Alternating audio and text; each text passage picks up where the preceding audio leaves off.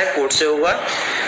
ले जाता है कोई, नहीं ले जाता है, जा पाते हैं या नहीं जा पाते हैं, तो हमें कोई फर्क नहीं पड़ता उससे, क्योंकि जो अधिकारी मीटिंग में होते हैं उन अधिकारियों से मैं अभी बात कर सकता हूं, जब चाहे तब बात कर सकता हूं।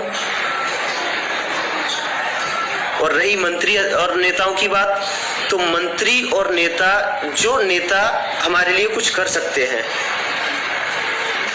जिन नेताओं ने हमारे लिए कुछ किया है, उनके पास हम मिलने जाते हैं।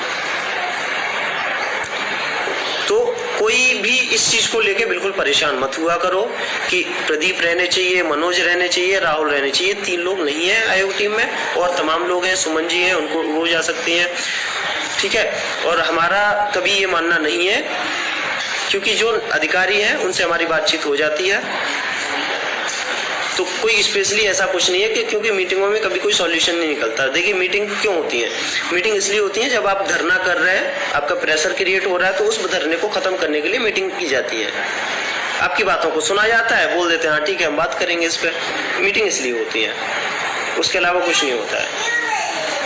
लेकिन आपकी बातें मनमानी कैसे है, वो आप 1 on 1 बैठकर उनके साथ, या आपकी जिस तरीके से उनसे पटती है, आप उन्हें अपने प्रस्ताव दें, उनको अपना आपका प्रस्ताव अच्छा लगता है तो उस पर वो लोग काम करते हैं। हमने काम करवाए हैं इससे पहले, आपने देखे होंगे, तो मुझे इन सब बातों में कहने की जरूरत नहीं है।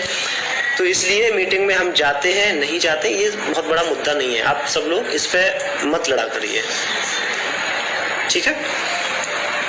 उसके बाद अब हम लोग केस की तरफ चलते हैं। देखिए 26 को जो कोर्ट में हुआ, कोर्ट हमारे फेवर में चल रही थी, जज साहब पूरे तरीके से फेवर में थे। जज साहब ने कहा कि देखिए those people who are working need to be outstated. हमारे वकील साहब ने समर्थन किया। एंड उसके बाद जब जज साहब ने बोला कि ठीक है हम 28 को आइए, 28 को लगा देते हैं और 28 को डिसाइड करते हैं मैटर को, क्योंकि वकील के पास किसी तरह का कोई भी प्रपोजल नहीं था। जो सरकार के वकील थे उनको बोला कि आप एक प्रपोजल लेके आइए, और प्रपोजल में हम आपका पॉलिटिकल मुद्दा भी नहीं बनने देंगे इस मैटर को, और सॉल्व करते हैं कैसे किया जा सकता है, ठीक है। लेकिन 28 तारीख को जब कोर्ट बैठती है तो एक्चुअली होता क्या है, कोर्ट की प्रोसीडिंग क्या होती है, कोर्ट में जो जज साहब होते हैं उनके जो मैटर लगे होते हैं, तो उनके जो जूनियर्स होते हैं कोर्ट के अंदर, वो उन्हें उन मैटर पे ब्रीफ करते हैं। एक नाइट पहले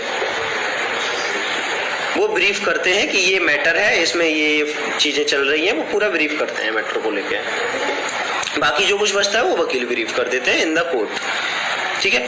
तो जब जज साहब 28 तारीख को आए तो उन्होंने सबसे पहले छूटते ही बोला, मुझे मेरे जूनियर ने बताया कि इसमें और भी इस तरह के मैटर हैं जो जनरल वाले चल रहे हैं। तो उन्होंने कहा है तो उन्होंने कहा ठीक है उन पे भी बात कर लेते हैं, क्योंकि अगर किसी को निकालना है, अगर हटाने वाली बात है किसी को, या फिर हम कोई भी फैसला अगर आज देते हैं तो उन लोगों को भी हमें सुनना पड़ेगा जिनका हित प्रभावित हो रहा है, या फिर जो लोग अफेक्टेड हो रहे हैं उस ऑर्डर से, उनको सुनना जरूरी है। और ये कोर्ट का एक नियम होता है, एक रूल होता है कि जो भी अफेक्टेड पर्सन है उसको आपको सुनना पड़ेगा, ठीक है। इस वजह से ये किया गया। तो हमारे पास एक्चुअली जो सरकार गई थी 28 तारीख को, उनके पास किसी तरह का कोई प्रपोजल नहीं था। प्रपोजल इसलिए नहीं था क्योंकि 27 तारीख की शाम को एक अधिकारियों के साथ मीटिंग होनी थी, लेकिन डीजी साहब की अनुपस्थिति की वजह से वो मीटिंग नहीं हो पाई, जिसकी वजह से कोई प्रपोजल हाईकोर्ट में नहीं पहुंच पाया। देर रात तक मेरी अधिकारियों के साथ बातचीत हुई थी 27 तारीख को, तो मैंने प्रपोजल के बारे में काफ़ी बात की थी उनसे कि प्रपोजल कोई तैयार हुआ है या नहीं हुआ है। तो वो इस तरीके से बात कर रहे थे जैसे कि प्रपोजल के बारे में उन्हें कुछ आइडिया नहीं है, ओवरऑल कोई प्रपोजल प्रिपेयर्ड नहीं था। 28 तारीख को जज साहब ने बोला, बहुत सारे कमेंटबाजी की कि देखिए अगर मैं आप लोगों का अभी कर देता हूं तो आपका दशहरा बहुत अच्छा हो जाएगा, लेकिन मतलब अयोध्या में तो दशहरा अच्छा मनेगा लेकिन लंका में मातम छाएगा। तो एक काम करते हैं दशहरे के बाद आइए। वो नवंबर में डेट लगा रहे थे, तो हमारे जो वकील साहब हैं संदीप दीक्षित जी, उन्होंने बोला देखिए सर इनका दशहरा तो खराब आप कर ही रहे हो, कम से कम दीपावली तो अच्छी कर दो। उन्होंने कहा ठीक है दीपावली के पहले आ जाओ फिर। देखते हैं। तो ये सब चीज़ों को लेकर दीपावली का टाइम दिया गया है। उसके बाद एक मैटर फंसता है मोहिनी तिवारी का। ये सब बातें होने के बाद मोहिनी तिवारी के वकील साहब ने बोला,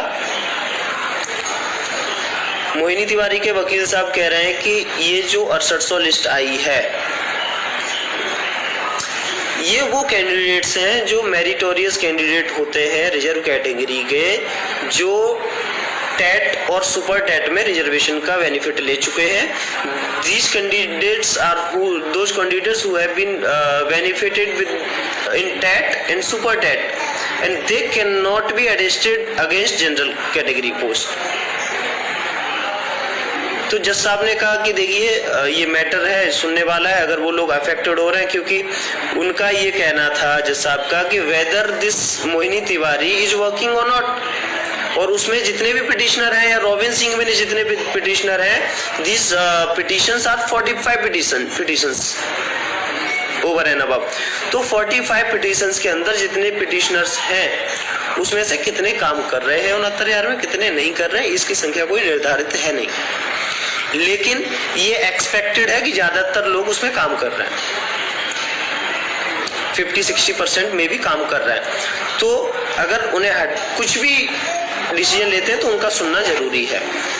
यहाँ पे थोड़ा सा कंफ्लिक्ट है रॉबिन सिंह में और मोहिनी तिवारी में, थोड़ी सी पिटीशन अलग है, मोहिनी तिवारी की अलग है थोड़ी, और रॉबिन सिंह की थोड़ी सी अलग है। रॉबिन सिंह उस टाइम पे पिटीशन आई थी जब ये लिस्ट आई थी, लिस्ट आने के बाद हमने रिजर्वेशन को चैलेंज किया था कि हमें रिजर्वेशन सही तरीके से नहीं दिया गया। मोहिनी तिवारी हमारी 6800 की लिस्ट आने के बाद तब आई है, ठीक है। तो मोहिनी तिवारी का ये कहना है कि ये लिस्ट वो उन कैंडिडेट्स की लिस्ट है जो टेट और सुपर टेट में बेनिफिट ले चुके हैं।